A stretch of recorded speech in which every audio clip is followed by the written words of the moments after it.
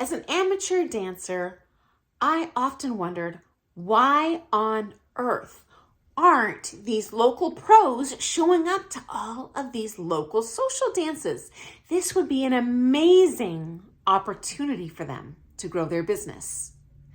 And I assumed it was because they were all enemies with each other. This studio hates this studio, and this teacher hates this teacher. This might come as a shock to you, but yes, we often don't show up to local social dances, but for totally different reasons than you think. Number one, we do not want to be disrespectful to the other pros in town. I do not want to show up to someone's dance that they have worked hard to organize and pilfer students from them accidentally because they see, oh, I want to dance like that person's students. Not only is that disrespectful to my peers and my friends, but it is not beneficial to the dance community. Here's why.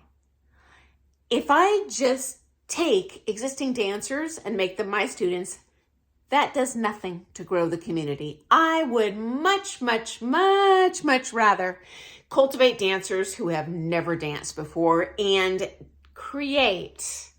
proliferate new dancers for the future to join our community, not just take from one and stick in the other pile, okay? Okay, number two.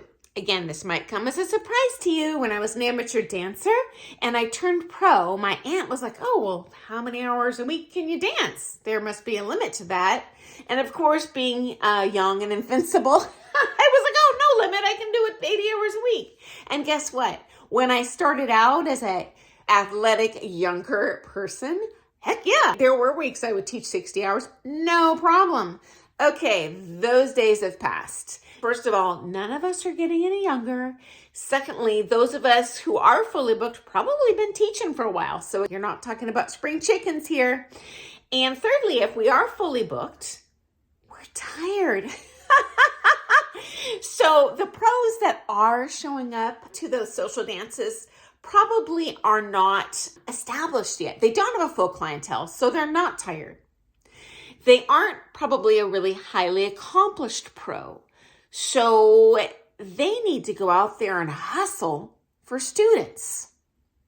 Hopefully that makes sense, which means they need to do their best to charm other people's students. So you'll often see those teachers go up to the dances and ask everyone to dance and sit down and want to have a personal conversation and get to know everything about you to charm you into switching to them. Doesn't bother me. I don't think I've ever lost a student to someone doing that, but that does happen.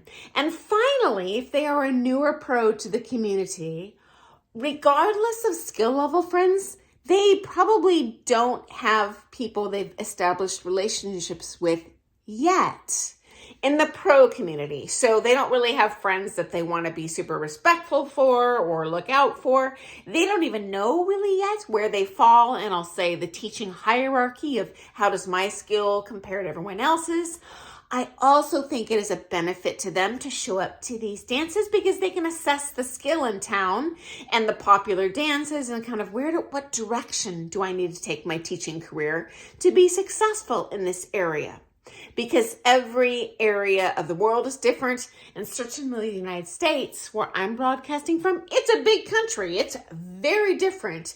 In my part of the world, I'm in the northwestern coast, which is relatively rural. It's not like teaching on the East Coast with heavy population density, urban living. It's just different communities, okay? And finally, if you are in a chain studio situation, that's different. Your teachers are contractually obligated to show up and be, for lack of a better description, dance hosts and dance with all the students at those dances. Now, there is a difference there, guys. Number one, those students are paying top dollar for medium quality instruction. They are paying for that full red carpet experience. They have earned and paid for and deserve to be led by someone that is better than them and have guaranteed dance partners every single dance. That is a service that they have very well paid for and deserve, okay? And that's part of the charm, why many people love taking in a chain studio. I get that. It's definitely fun.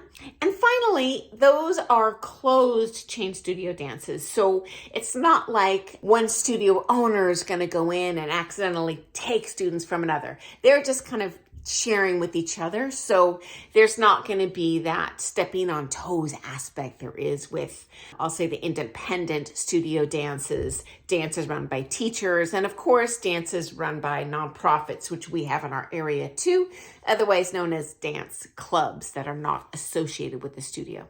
So I hope that's been helpful. And if your teacher or other teachers in your town are not showing up to the dances, they're not being unappreciative of you. We love dancing with you. We'd probably love all the other pros in town. We're just trying to be respectful of everyone and take care of our body. So hope that's been interesting. If you enjoy all things ballroom dance, hit that subscribe button. We're a worldwide community of ballroom dance friends and love to have you join us. See you in the morning.